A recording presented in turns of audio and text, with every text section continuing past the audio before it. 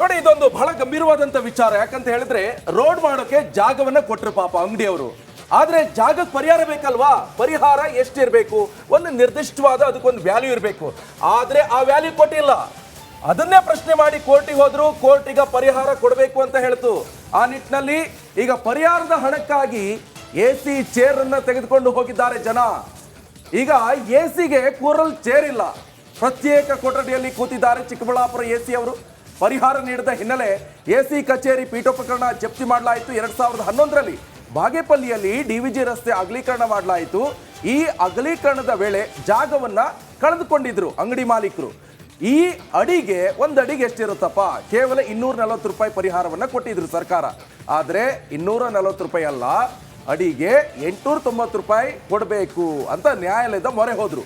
ಆದ್ರೆ ನ್ಯಾಯಾಲಯ ಕೂಡ ಆದೇಶವನ್ನ ಕೊಡ್ತು, ಇವ್ರು ಎಷ್ಟು ಕೇಳ್ತಿದ್ರು ಅಷ್ಟು ಕೊಡಿ ಅಂತ. ಆದ್ರೆ ಕೊಡೋಕೆ AC ಕಚೇರಿ ರೆಡಿ ಇಲ್ಲ. ಕೊನೆಗೆ ಏನ್ ಮಾಡ್ತಾರೆ? AC ಕೂತ್ಕೊಳ್ಳುವಂತ ಚೇರು, ಅಲ್ಲಿ ಆಫೀಸಲ್ಲಿ ಇರುವಂತ ಪೀಠೋಪಕರಣ ಎಲ್ಲವನ್ನು ಕೂಡ ಹೊತ್ತೊಯ್ತಾ ಇದ್ದಾರೆ ಜನ.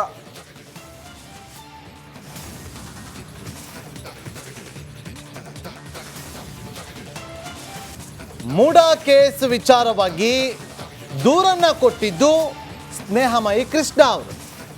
ಯಾರು ದೂರನ್ನ ಕೊಟ್ಟಿದ್ರೋ ಈಗ ಅವರ ವಿರುದ್ಧವೇ FIR ದಾಖಲಾಗಿದೆ.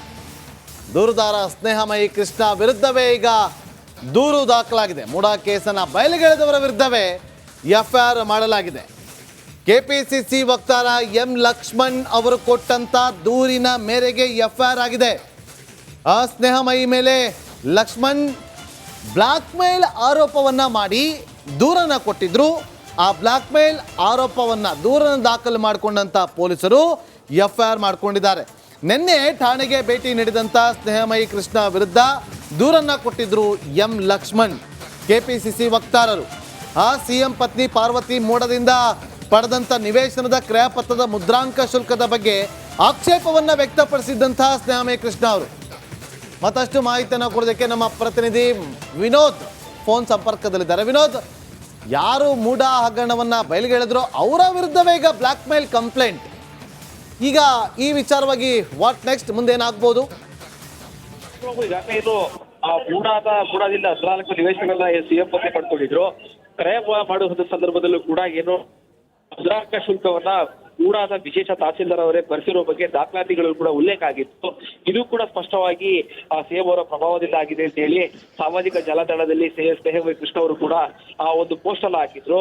ಈ ಪೋಸ್ಟ್ಗೆ ಸಂಬಂಧಪಟ್ಟ ಹಾಗೆ ಈಗಾಗಲೇ ಪ್ರತಿನಿತ್ಯವೂ ಕೂಡ CM ವಿರುದ್ಧ ಇಲ್ಲ ಸಲ್ಲದ ಆರೋಪಗಳನ್ನ ಮಾಡ್ತಾ ಇದ್ದಾರೆ, ಜೊತೆಗೆ ಬ್ಲಾಕ್ ಮೇಲ್ ಅನ್ನ ಮಾಡ್ತಾ ಇದ್ದಾರೆ ಅಂತ ಹೇಳಿ ಈ ವಿರುದ್ಧ ಕ್ರಮ ಕೈಗೊಳ್ಳಬೇಕು ಅಂತ ಹೇಳಿ ನಿನ್ನೆ KPCC ವಕ್ತಾರ ಲಕ್ಷ್ಮಣ್ ಅವರು ಕೂಡ ದೇವರಾಜ ಪೊಲೀಸ್ ಠಾಣೆಯಲ್ಲಿ ದೂರು ದಾಖಲು ಮಾಡಿದ್ರು.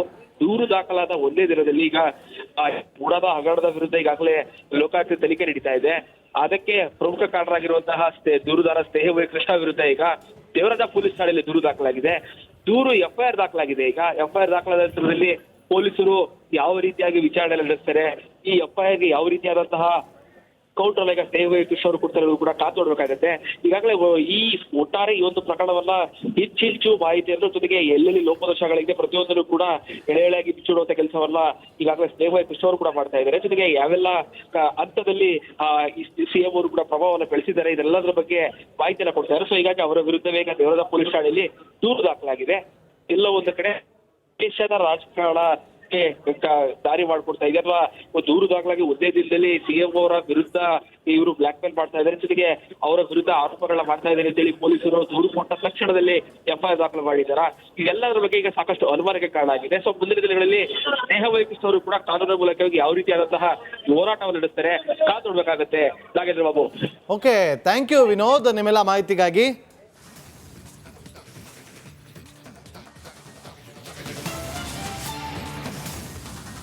ನೋಡಿ, ಇದೊಂದು ಬಹಳ ಗಂಭೀರವಾದಂತ ವಿಚಾರ. ಯಾಕಂತ ಹೇಳಿದ್ರೆ ರೋಡ್ ಮಾಡೋಕೆ ಜಾಗವನ್ನ ಕೊಟ್ಟರು ಪಾಪ ಅಂಗಡಿಯವರು.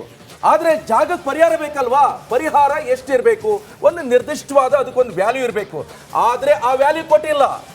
ಅದನ್ನೇ ಪ್ರಶ್ನೆ ಮಾಡಿ ಕೋರ್ಟಿಗೆ ಹೋದ್ರು. ಕೋರ್ಟ್ ಈಗ ಪರಿಹಾರ ಕೊಡಬೇಕು ಅಂತ ಹೇಳ್ತು.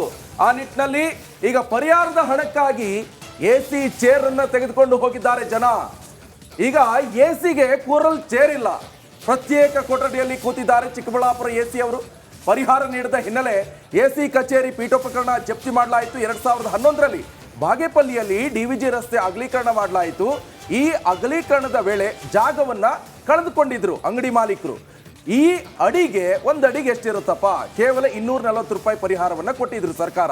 ಆದ್ರೆ 240 ರೂಪಾಯಿ ಅಲ್ಲ, ಅಡಿಗೆ 890 ರೂಪಾಯಿ ಕೊಡಬೇಕು ಅಂತ ನ್ಯಾಯಾಲಯದ ಮೊರೆ ಹೋದ್ರು. ಆದ್ರೆ ನ್ಯಾಯಾಲಯ ಕೂಡ ಆದೇಶವನ್ನ ಕೊಡ್ತು, ಇವ್ರು ಎಷ್ಟು ಕೇಳ್ತಿದ್ರು ಅಷ್ಟು ಕೊಡಿ ಅಂತ. ಆದ್ರೆ ಕೊಡೋಕೆ AC ಕಚೇರಿ ರೆಡಿ ಇಲ್ಲ. ಕೊನೆಗೆ ಏನ್ ಮಾಡ್ತಾರೆ, AC ಕೂತ್ಕೊಳ್ಳುವಂತ ಚೇರು, ಅಲ್ಲಿ ಆಫೀಸಲ್ಲಿ ಇರುವಂತ ಪೀಠೋಪಕರಣ ಎಲ್ಲವನ್ನು ಕೂಡ ಹೊತ್ತೊಯ್ತಾ ಇದ್ದಾರೆ ಜನ.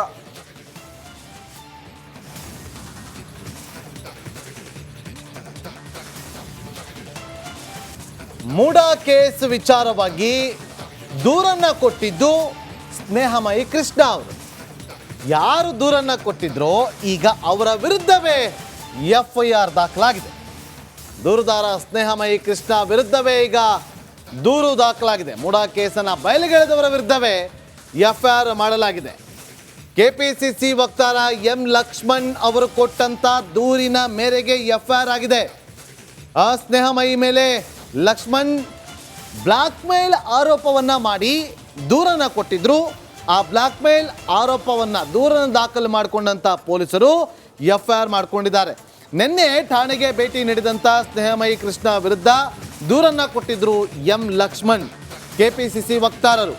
ಆ CM ಪತ್ನಿ ಪಾರ್ವತಿ ಮೋಡದಿಂದ ಪಡೆದಂತ ನಿವೇಶನದ ಕ್ರಯಪತ್ರದ ಮುದ್ರಾಂಕ ಶುಲ್ಕದ ಬಗ್ಗೆ ಆಕ್ಷೇಪವನ್ನ ವ್ಯಕ್ತಪಡಿಸಿದ್ದಂತಹ ಸ್ನೇಹಮಯಿ ಕೃಷ್ಣ ಅವರು. ಮತ್ತಷ್ಟು ಮಾಹಿತಿಯನ್ನು ಕೊಡೋದಕ್ಕೆ ನಮ್ಮ ಪ್ರತಿನಿಧಿ ವಿನೋದ್ ಫೋನ್ ಸಂಪರ್ಕದಲ್ಲಿದ್ದಾರೆ. ವಿನೋದ್, ಯಾರು ಮೂಡಾ ಹಗರಣವನ್ನ ಬಯಲಿಗೆಳೆದ್ರು ಅವರ ವಿರುದ್ಧವೇ ಈಗ ಬ್ಲಾಕ್ ಮೇಲ್ ಕಂಪ್ಲೇಂಟ್. ಈಗ ಈ ವಿಚಾರವಾಗಿ ವಾಟ್ ನೆಕ್ಸ್ಟ್, ಮುಂದೇನಾಗ್ಬೋದು? ಈಗಾಗಲೇ ಇದು ಮೂಡಾದಿಂದ 14 ನಿವೇಶನಗಳನ್ನ CM ಪತ್ನಿ ಪಡ್ಕೊಂಡಿದ್ರು. ಕ್ರಯ ಮಾಡುವ ಸಂದರ್ಭದಲ್ಲೂ ಕೂಡ ಏನು ಮುದ್ರಾಂಕ ಶುಲ್ಕವನ್ನ ಮೂಡಾದ ವಿಶೇಷ ತಹಸೀಲ್ದಾರ್ ಅವರೇ ಭರಿಸಿರೋ ಬಗ್ಗೆ ದಾಖಲಾತಿಗಳು ಕೂಡ ಉಲ್ಲೇಖ ಆಗಿತ್ತು. ಇದು ಕೂಡ ಸ್ಪಷ್ಟವಾಗಿ CM ಅವರ ಪ್ರಭಾವದಿಂದ ಆಗಿದೆ ಅಂತ ಹೇಳಿ ಸಾಮಾಜಿಕ ಜಾಲತಾಣದಲ್ಲಿ ಸ್ನೇಹಮಯಿ ಕೃಷ್ಣ ಅವರು ಕೂಡ ಆ ಒಂದು ಪೋಸ್ಟ್ ಅನ್ನ ಹಾಕಿದ್ರು. ಈ ಪೋಸ್ಟ್ಗೆ ಸಂಬಂಧಪಟ್ಟ ಹಾಗೆ ಈಗಾಗಲೇ ಪ್ರತಿನಿತ್ಯವೂ ಕೂಡ CM ವಿರುದ್ಧ ಇಲ್ಲ ಸಲ್ಲದ ಆರೋಪಗಳನ್ನ ಮಾಡ್ತಾ ಇದ್ದಾರೆ, ಜೊತೆಗೆ ಬ್ಲಾಕ್ ಮೇಲ್ ಅನ್ನ ಮಾಡ್ತಾ ಇದ್ದಾರೆ ಅಂತ ಹೇಳಿ, ಈ ವಿರುದ್ಧ ಕ್ರಮ ಕೈಗೊಳ್ಳಬೇಕು ಅಂತ ಹೇಳಿ ನಿನ್ನೆ KPCC ವಕ್ತಾರ ಲಕ್ಷ್ಮಣ್ ಅವರು ಕೂಡ ದೇವರಾಜ ಪೊಲೀಸ್ ಠಾಣೆಯಲ್ಲಿ ದೂರು ದಾಖಲು ಮಾಡಿದ್ರು. ದೂರು ದಾಖಲಾದ ಒಂದೇ ದಿನದಲ್ಲಿ ಈಗ ಮೂಡಾದ ಹಗರಣದ ವಿರುದ್ಧ ಈಗಾಗಲೇ ಲೋಕಾಯುಕ್ತ ತನಿಖೆ ನಡೀತಾ ಇದೆ. ಅದಕ್ಕೆ ಪ್ರಮುಖ ಕಾರಣರಾಗಿರುವಂತಹ ದೂರುದಾರ ಸ್ನೇಹಮಯಿ ಕೃಷ್ಣ ವಿರುದ್ಧ ಈಗ ದೇವರಾಜ ಪೊಲೀಸ್ ಠಾಣೆಯಲ್ಲಿ ದೂರು ದಾಖಲಾಗಿದೆ. FIR ದಾಖಲಾಗಿದೆ. ಈಗ FIR ದಾಖಲಾದ ನಂತರದಲ್ಲಿ ಪೊಲೀಸರು ಯಾವ ರೀತಿಯಾಗಿ ವಿಚಾರಣೆ ನಡೆಸ್ತಾರೆ, ಈ FIR ಗೆ ಯಾವ ರೀತಿಯಾದಂತಹ ಕೌಂಟರ್ ಈಗ ಸ್ನೇಹಮಯಿ ಕೃಷ್ಣ ಅವರು ಕೊಡ್ತಾರೆ ಕೂಡ ಕಾತು ನೋಡ್ಬೇಕಾಗತ್ತೆ. ಈಗಾಗಲೇ ಈ ಒಟ್ಟಾರೆ ಈ ಒಂದು ಪ್ರಕರಣವನ್ನ ಹೆಚ್ಚು ಮಾಹಿತಿಯನ್ನು, ಜೊತೆಗೆ ಎಲ್ಲೆಲ್ಲಿ ಲೋಪದೋಷಗಳಿದೆ ಪ್ರತಿಯೊಂದನ್ನು ಕೂಡ ಎಳೆಯಾಗಿ ಬಿಚ್ಚಿಡುವಂತ ಕೆಲಸವನ್ನ ಈಗಾಗಲೇ ಸ್ನೇಹಮಯಿ ಕೃಷ್ಣ ಅವರು ಕೂಡ ಮಾಡ್ತಾ ಇದ್ದಾರೆ. ಜೊತೆಗೆ ಯಾವೆಲ್ಲ ಹಂತದಲ್ಲಿ CM ಅವರು ಕೂಡ ಪ್ರಭಾವವನ್ನು ಬೆಳೆಸಿದ್ದಾರೆ, ಇದೆಲ್ಲದರ ಬಗ್ಗೆ ಮಾಹಿತಿಯನ್ನ ಕೊಡ್ತಾರೆ. ಸೊ ಹೀಗಾಗಿ ಅವರ ವಿರುದ್ಧವೇ ಈಗ ದೇವರಾಜ ಪೊಲೀಸ್ ಠಾಣೆಯಲ್ಲಿ ದೂರು ದಾಖಲಾಗಿದೆ. ಎಲ್ಲ ಒಂದು ಕಡೆ ದೇಶದ ರಾಜಕಾರಣ ದಾರಿ ಮಾಡ್ಕೊಡ್ತಾ ಇದೆ, ಅಥವಾ ದೂರು ದಾಖಲಾಗಿ ಒಂದೇ ದಿನದಲ್ಲಿ CM ಅವರ ವಿರುದ್ಧ ಇವರು ಬ್ಲಾಕ್ ಮೇಲ್ ಮಾಡ್ತಾ ಇದ್ದಾರೆ, ಜೊತೆಗೆ ಅವರ ವಿರುದ್ಧ ಆರೋಪಗಳನ್ನ ಮಾಡ್ತಾ ಇದ್ದಾರೆ ಅಂತೇಳಿ ಪೊಲೀಸರು ದೂರು ಕೊಟ್ಟ ತಕ್ಷಣದಲ್ಲಿ FIR ದಾಖಲು ಮಾಡಿದ್ದಾರೆ. ಇದೆಲ್ಲದರ ಬಗ್ಗೆ ಈಗ ಸಾಕಷ್ಟು ಅನುಮಾನಕ್ಕೆ ಕಾರಣ ಆಗಿದೆ. ಸೊ ಮುಂದಿನ ದಿನಗಳಲ್ಲಿ ಸ್ನೇಹಮಯಿ ಕೃಷ್ಣ ಅವರು ಕೂಡ ಕಾನೂನಿನ ಮೂಲಕವಾಗಿ ಯಾವ ರೀತಿಯಾದಂತಹ ಹೋರಾಟವನ್ನು ನಡೆಸ್ತಾರೆ ಕಾದು ನೋಡ್ಬೇಕಾಗತ್ತೆ. Nagendra Babu. Okay, thank you Vinod ನಿಮ್ಮೆಲ್ಲ ಮಾಹಿತಿಗಾಗಿ.